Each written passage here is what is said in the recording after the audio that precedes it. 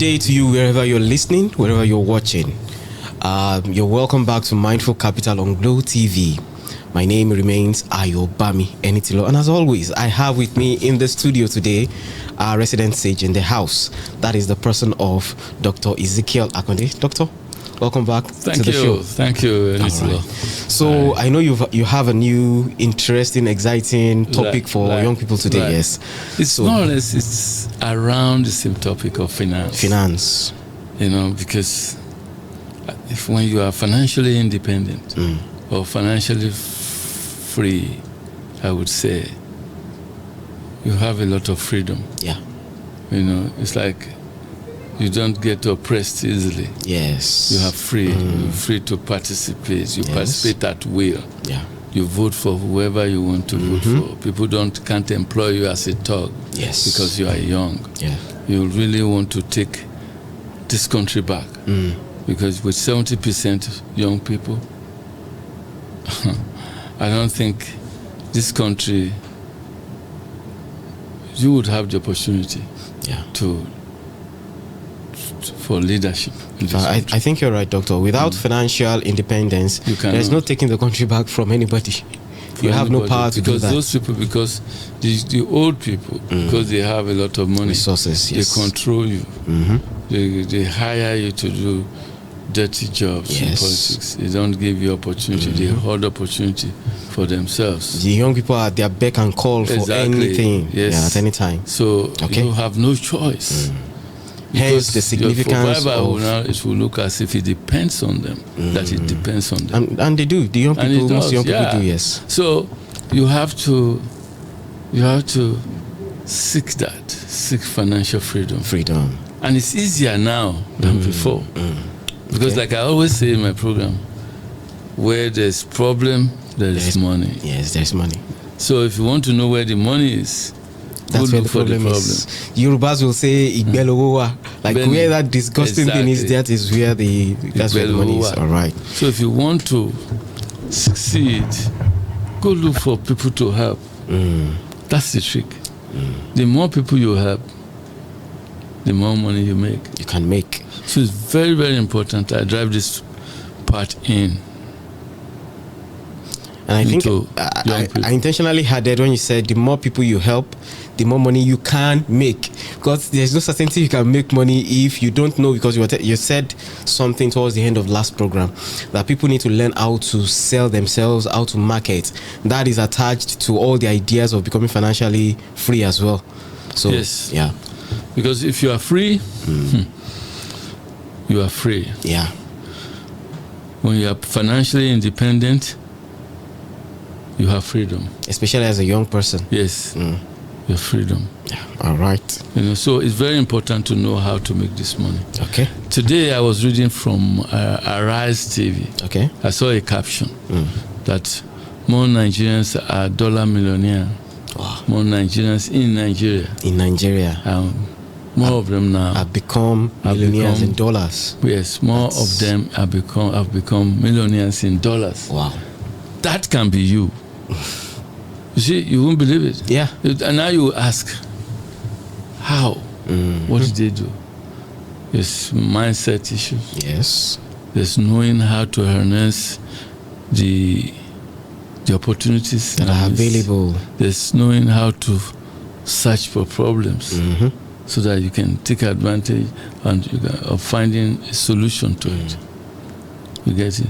Of not even original problem. Sometimes the solution might not be something enough. Might not be, then you can make that solution better. Yes. Make it better, make it more accessible. And people, make it cheaper for people to get. Yes. You can make it better or cheaper. Yeah. So, and that's a way of making money. Some actually make more money improving on a solution. Okay. Than actually finding the original solution. Okay. Nothing is new in this world anymore. Yeah. You can look at something and say, oh, what if we do it this way? You have to know how to recognize those things that are hidden. It's like in real estate, you see a building, it's so run down. Okay. It looks unattractive. Yeah. You have to learn, if you're a good realtor, to see the beauty prospects that is not obvious, to see the advantage. If you repair it or if you do something to it. If you just add this, if you put this, remove this, what could it be? You see, you may not have money. How can I sell this idea to someone who has money? And we can divide the profits. You don't have to take it all. Of course. You can divide the profits. You get it? You are a bricklayer. You have a friend who is a carpenter. You can both come together, get a building, repair it with your own hands. Just some ideas to pop out. And after you do it, you sell it for a large sum of money. But if you don't have that mindset, you won't even see the problem. That's true. That is true. You won't see the problem. You'll be a tenant for a long time. Yes. You want to be comfortable in small things. So that is what I'm here to. Sometimes, how do you have this mindset? How do you really know what to do? You are from a village somewhere. You get, your parents are just humble folks. Are we doomed by our circumstances, by our background, for example? Are we doomed to not be able to see the prospects? Some people that's think a good question. Some people think, the one thing you do is, you often do, is to say, all these people who don't know how to get their money, Jerry. That inbuilt pessimism. Yes. You begin to comfort yourself. Say, these people, you don't know.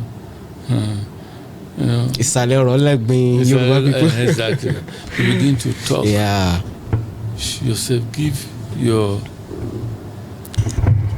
what I would say, your limitation. You talk for your limitation. You begin to find reason to stay down, to stay where you are. Why you should stay down. Okay. You begin to be satisfied with small things. Then people cloak it up with this spiritual. I think people who are not satisfied are actually doing the wrong things. Because you are not satisfied. If you want to be satisfied,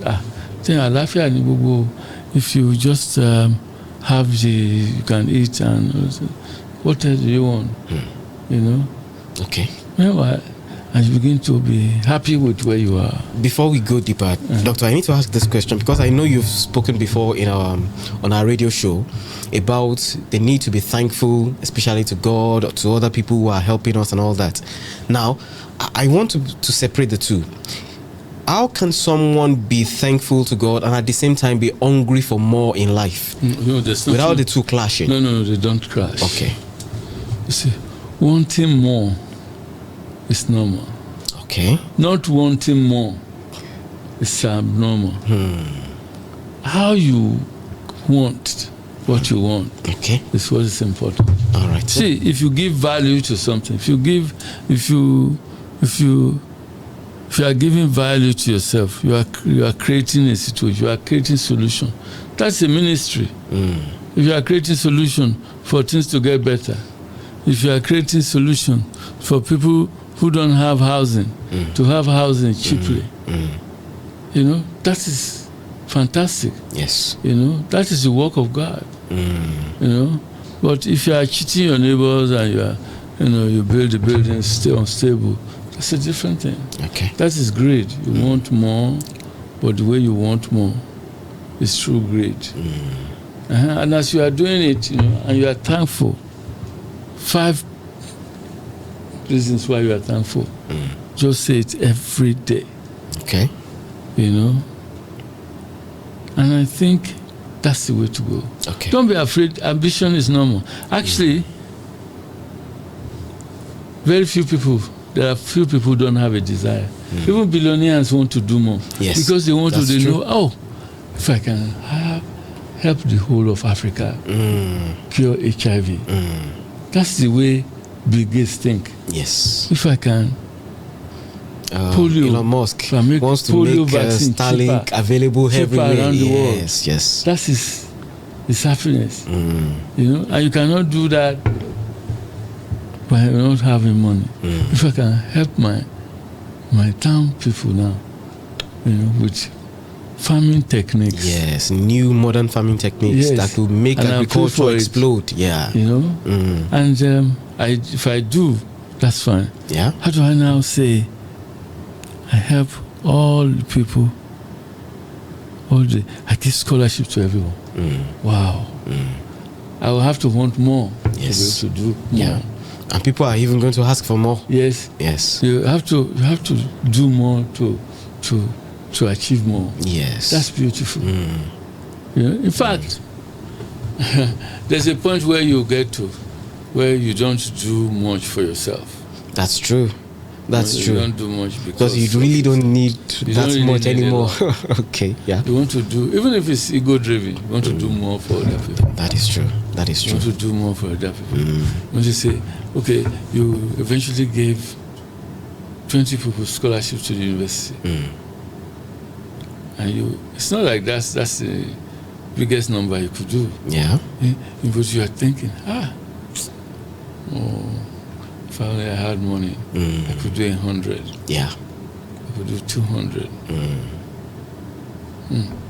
So that's how progressive. And usually when people make the move to do that, you begin to realize that it's as though the universe was waiting for them to start off, and then opportunities begin to come in. People begin to offer them help where they really need to expand, and more they're able to do more. This rich man that you mentioned that I was having difficulty. No, I was having difficulty. What's his name? Buffett, Warren Buffett. Warren Buffett. Yeah.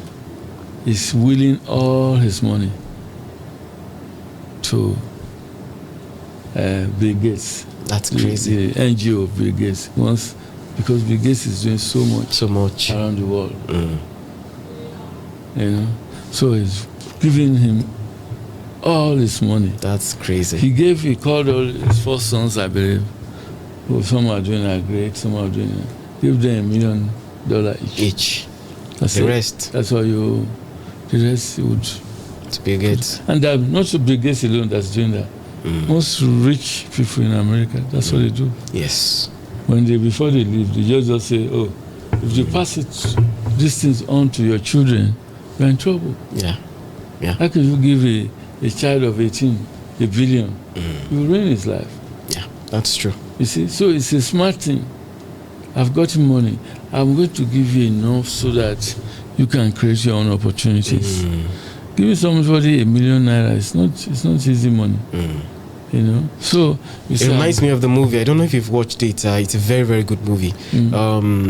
Is it The Greatest Gift or The Best Gift or something? Where the man left his will for one of the children, I think even the grandson, but made sure it gave him a lot of assignments to be able to be deserving of the will. And by the end of all the tasks, the boy was a changed man. Exactly. Yeah, to be able to be deserving of the sometimes will. So these people don't want to do that. They're smart. I guess that's why you are rich in the first place. They want to give out all they have to some charity, to some things, because. And I know it always sounds ridiculous to the typical African man. Like, why would you do that?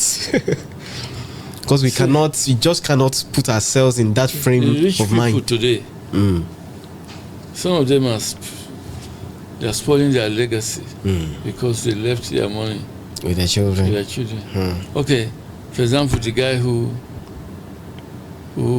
owns or co-owns Access Bank. Okay. That died tragically on a helicopter. Okay. They are still fighting over his money today. Imagine. Even his father and his fighting too. Wow. Everybody wants a piece of it. And you wonder how does it concern the father? Well. Or the auntie? I can understand. Have a right to. I'm an African. Yes, I can understand. I can relate. Ojukwu is in court, the family. Wow. Who is it? Is that name any? Williams. Is it really poverty, or is it poverty mentality that drives the way we think in this part of the world about wealth? Where there is no sense of shame about how members of the family, extended nuclear, want to get a piece of one person. This is poverty. Poverty. Not in the actual Because these people are not, they are okay on them. Exactly, which is why I added poverty mentality. Yes. Is it actual poverty or poverty mentality? Well, poverty mentality too, and greed. And greed. When you are greedy, you know. You don't know when it's enough. Yeah, you don't know. There's no way of stopping. There are no morals around stopping. No morals around stopping. Look at Rotimi Williams. He had children. Some of them are sons. He refused, I'm sure, to write a will. Wow. He deliberately refused. Because this is a guy whose legal mind knows the implication. He wants them to prove really that they are brothers. You know, that they love each other. Which they were doing when he was alive. But as soon as money comes in, or the sharing of money comes in, it becomes a do or die battle. Okay. You get it now? So, I don't know whether to call that smart or actually. No, he probably had his reasons. They are his sons, he knows. It happens abroad, but the people are more aware on how to pass their wealth on. And there is a system on ground that people respect, unlike here. They want to, like, if you do a will in America, for instance, and you just do a will, nothing else, the state will take almost half of your money. Wow. So what you do to protect your money is to do a trust. Oh, okay. Or a family limited liability. Okay. Whereby the money goes to that trust, and the trust is mandated. They will mandate the trust to pay you a certain money, or yearly or monthly. Okay. So if you don't have a trust, but everybody knows about it, you must have a family limited liability. You just know some sort of thing that you can set up before you die. That's probably a system that compels them to do all these charity things. Exactly. So, okay. So, and again, when the money is a lot, when you want to improve education, for example, and you yourself are not educated, you want to do that. You want to give people the chance you don't have. You want to plant a tree, even though you not live long enough to stay on that, to enjoy the shade. Yeah, that kind of mentality. I think the white man has a lot of it. Exactly, and I think one day I'm going to take you up on why that is. Yeah, and one day also, and for example too, Africans we don't even know. Because we marry so much, because we think women is a way of enjoying life. So if you Africans don't go on holidays like that too. They don't care what is in Ghana. If it's not money, they go there to find. The African mind is, when he wants to enjoy, is to eat, drink, and enjoy women. And when you do that, you have so many of these women that will lay claim to your property, and yet you don't have any will. That's true. You have 3 wives, you have 15 children.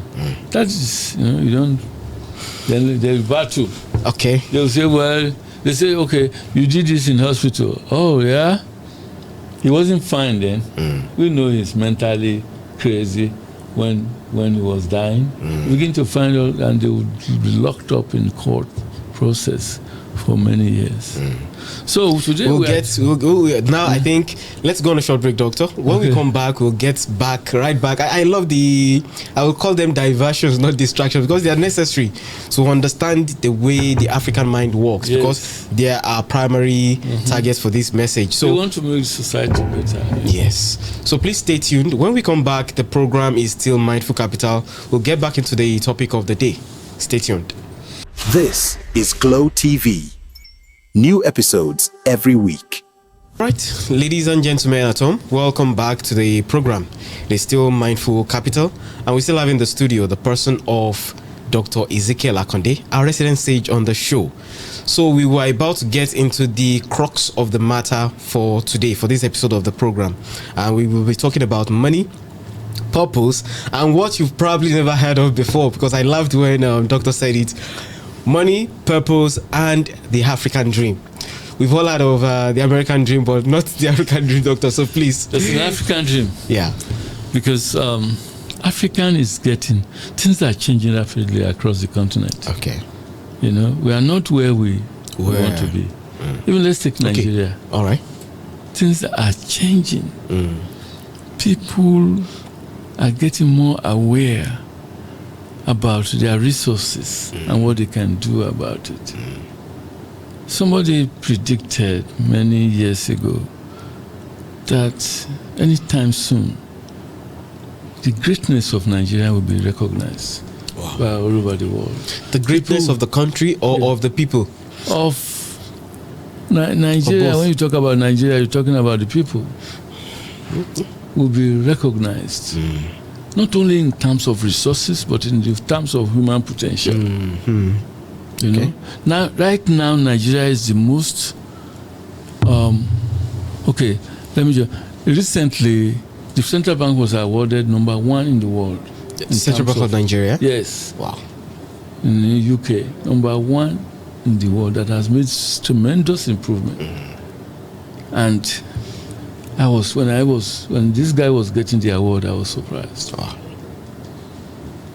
Lagos is #1 when it comes to improved technological assessment. Wow. In the world. In the world? I'm surprised. There's rapid improvement, rapid increase in the use of technology, in technological advancement. Okay. I couldn't believe myself. Wow. So, and this thing is going on silently. As soon as we surmount our sitting problems, you see, sitting problems of electricity. Yeah. Electricity is a huge issue. That's a major problem that is keeping us back. And then this recent issue of security. We have, look at Nigeria, you have about 2 people who are billionaires already, Nigerians. Yeah. You know? So, and who live there? Yeah. Because they're inventors. They invented things, you know, and just made their money from there. Okay. So, before you know it, and we're doing well across the world, in most institutions of the world. If you see, in America, we are the most educated. Yeah, Nigerians. that's true. Yes. We are more educated than the Americans themselves. Yeah. Because that will tell you we are coming. And I'm thinking another 10 years, this will be the country to come to. Okay. You know, it sounds so unbelievable now. But if you look at the indices, if you look at the stories, not standardly generated stories from Nigeria, no. These statistics are coming from the Western world. Outside. You know?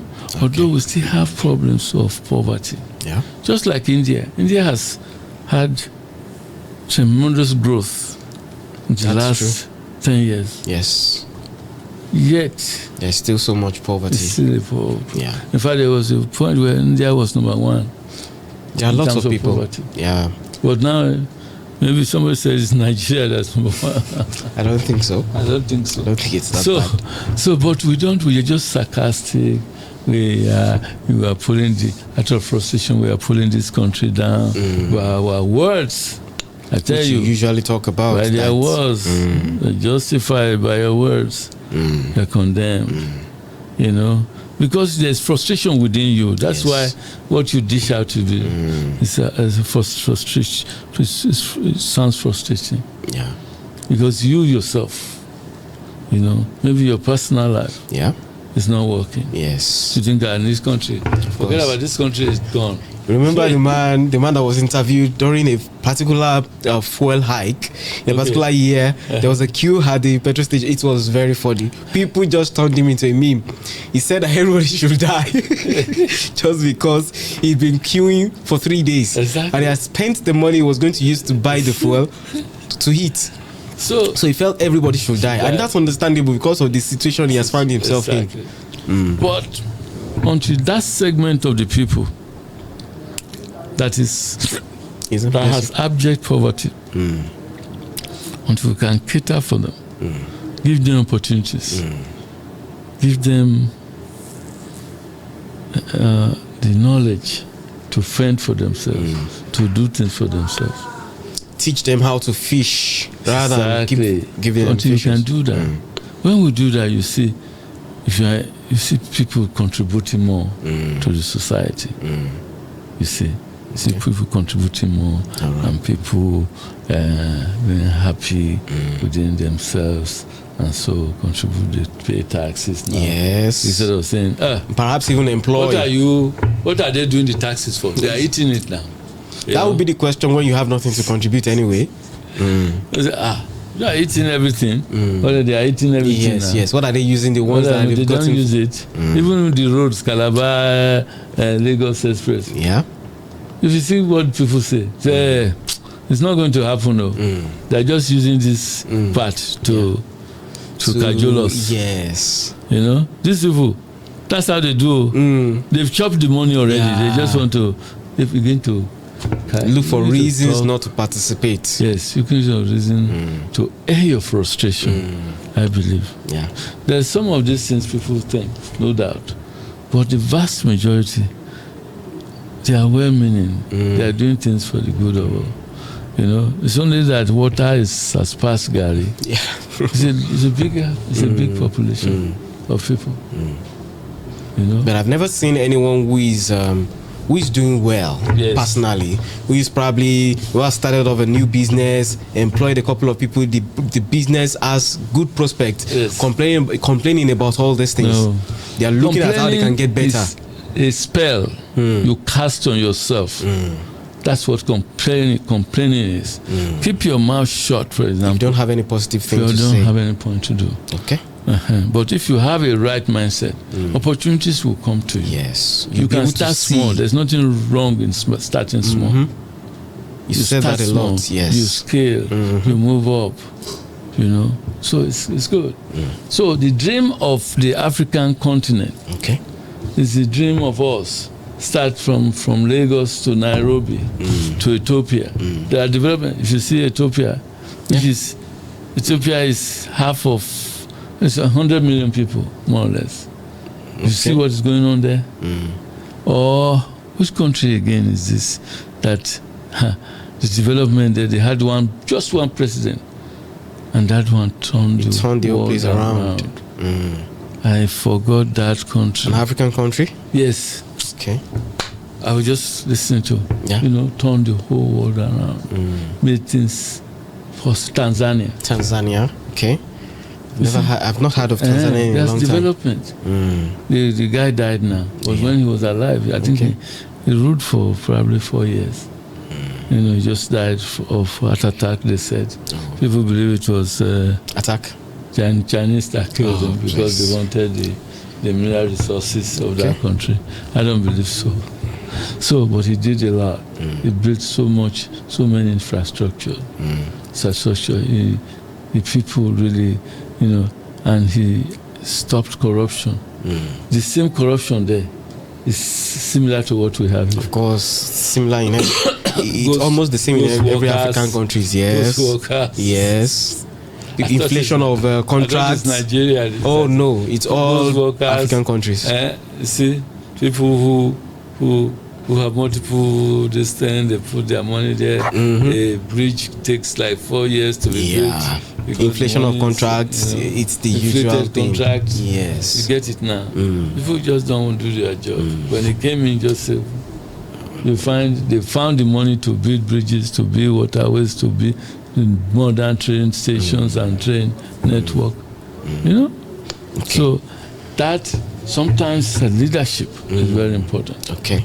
Sometimes. Yes. Leadership is what it takes. But eventually it takes the entire people. Okay. I was going to ask how significant leadership is in the fulfillment of this African dream. Oh yeah. Because some people I think quite wrongly actually, but they believe it so much that the change has to flow down from top to bottom. It doesn't have to. There are three types of leadership. Okay. The one that some is leading from the front. Okay. Leading from the back. You know, leading between standing in the midst of the people. Okay. Leading from the front, the leader is knows where to go. Okay. Already, and people just follow him. Okay. Because he's going the right way, he believes, and people believe him to be going the right. The one from the back listens to the people. Where do you want to go? Okay. And follows the overriding desire of the people. Oh, we want bridge here. Oh, we want. So we'll build bridge. Okay. We want this thing. We don't want bridge. We want airport. It's that. Leads from the back. The one that's in the middle is within the people. Just listens more. Do you have a preference? Oh, yeah. Which one? I have a preference. It's leading from the front. Leading from the front. The leader has to know where he's going. We want leaders who are self-aware, who understand the intricacies of the economy, of what goes on around the world. Okay. And these are who are partly technocrats. Okay. Although before being politicians, someone who knows where he's going. It's like a man who's chosen by God to lead his people. You get my point? Yeah. We have that kind of person named Moses. Yes. They will blame him. They will say, so you don't even know anything. You are taking us to He's going to be the scapegoat every time something goes wrong. Yeah. So you must be thick-skinned. You must know, like you have a mandate from supreme being to move the people forward. All right. That's what I want us to look at how money, there are three things we want to talk about really. Money, purpose, and the African dream. So I know we've talked about money a little bit, but I want us to connect the idea of money and how people, young Nigerians, what they should think about money. And then really we should move that into our conversation about purpose, and so that we can talk about this African dream, actualizing it. Well, money is a spirit. Okay. Money is a messenger. If you send it right to achieve a lot. Okay. It's okay. Somebody I don't want to mention it, but I will.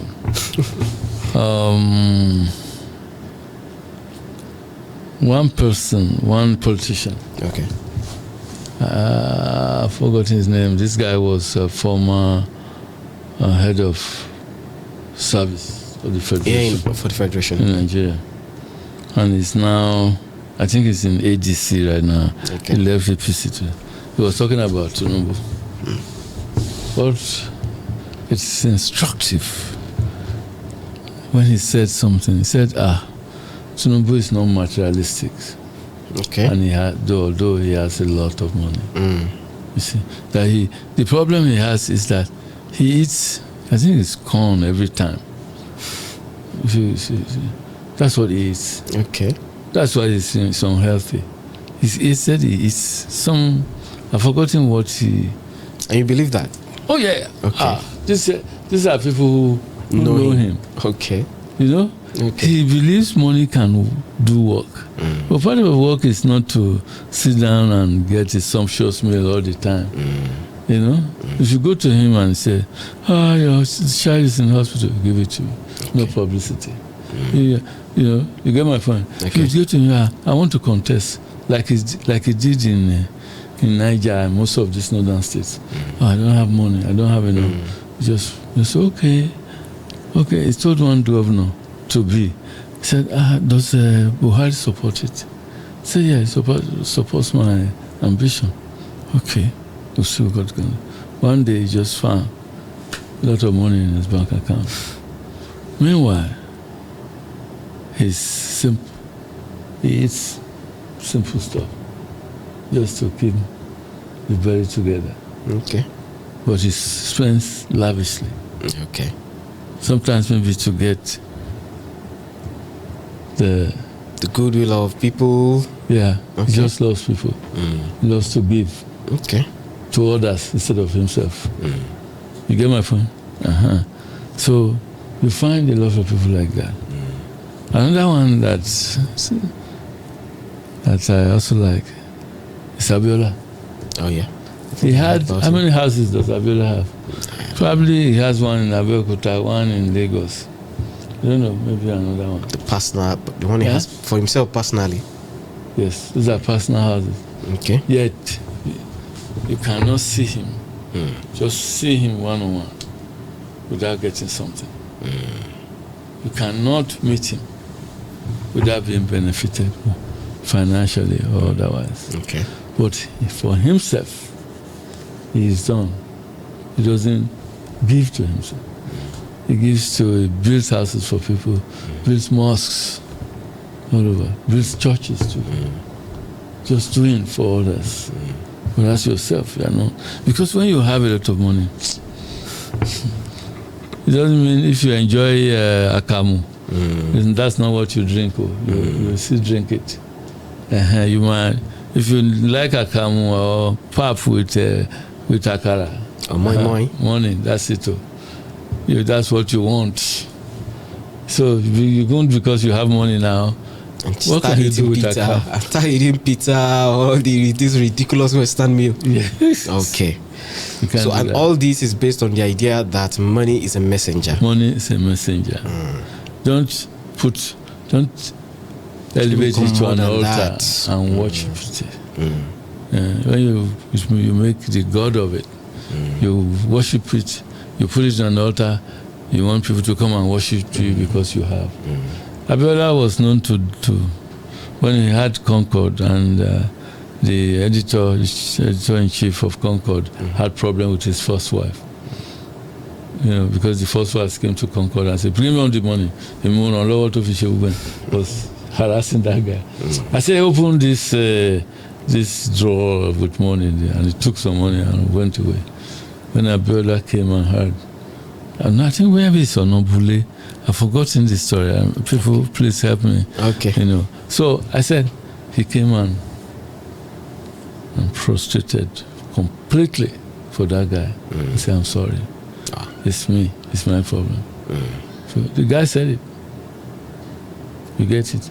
I remember the time he went to Benin, prostrated for this big pastor. Okay. There, I don't know, maybe the problem was then that the guy was angry with Concord, his newspaper. Okay. Who had published certain things. The guy is dead now. It sounds like a humble man. Abiola, it sounds like a humble human being. Extremely. Oh, okay. And yet, if he had a lot of money. Yes. So, you see what I'm saying? That money really, if you look at it, shouldn't affect those qualities, those human qualities that people have. It should be nothing. The moment it affects it, then you are worshipping it. Okay. Okay. And that's what people. I'll let us carry it on from here in the next episode of the program. I've been getting signals that our time is up, so perhaps, of course, we're going to record another episode very, very soon. Very, very soon. So, viewers, I'm enjoining you to stay tuned. Please like the video, share, comment on the video, and subscribe, of course, to our channel, Glow TV Akure. In the next episode, Doctor is going to, of course, speak more on the idea of money, this concept of money that we've been discussing today, the idea of purpose, and what the young African needs to understand about purpose, and then the achievement, of course, of this new grand idea of Doctor's, the African dream. So hope to see you in the next episode. Thank you, Doctor, for having me in the studio. Thank you. Thank you very much. It's been a wonderful time. Thank you very much. All right. See you in the next episode. Enjoy. Thank you. This is Glow TV. New episodes every week.